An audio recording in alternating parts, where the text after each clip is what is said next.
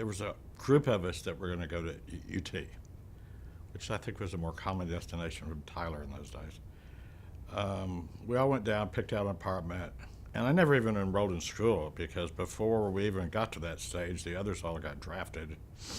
And all of a sudden I was stuck with this big apartment in Lubbock by myself. So a friend of mine was going to Tech and he convinced me to go with him. So I packed up my car, drove to Lubbock, and enrolled in school. I had just gotten out of the Army and I majored in business and got a degree in business. I went to work in Chicago for a large marketing research company, but I was bored out of my mind.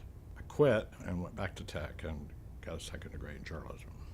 Terry stands for excellence and integrity in journalism. He believes in the mission of journalism, and he adheres to the fundamental principles of journalism, especially in these times of revolutionary change in the industry. Well, there was a couple of classes I took that were interesting, and the professors were good. One of them, his name was Dr. Harmon Morgan, who was the editing professor, and he was very smart. And he was very good because he had such attention to detail.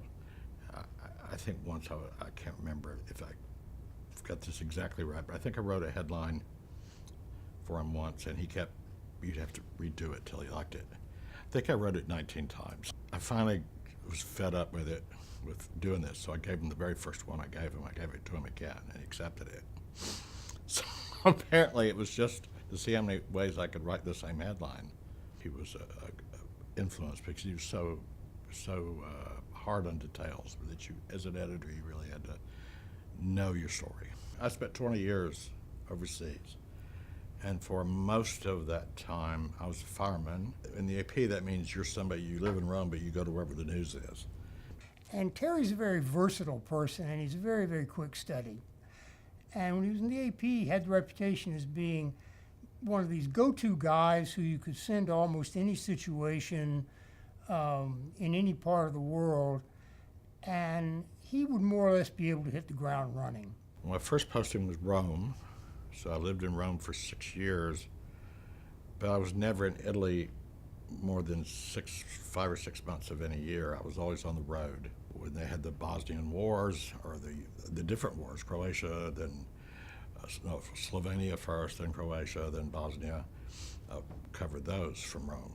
Well, Stars and Stripes, we've done, this year we were the news organization that broke the Brian Williams story.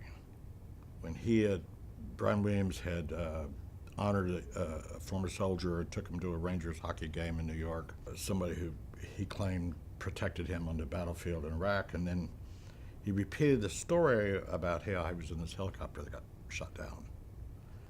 One of the people who was on the helicopter sent me an email really angry about it. A deputy and I thought it was worth having a reporter at least check into it. He did. He found all the members of the crew. Then he called Brian Williams. They gave him a delay, said they needed some time. They'd call him back. They did. And they admitted it up front.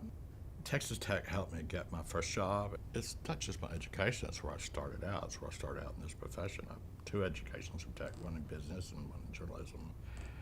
What Tech did was it gave me a good start, it gave me confidence in when I started, and then in this business you sort of learn your craft as you go.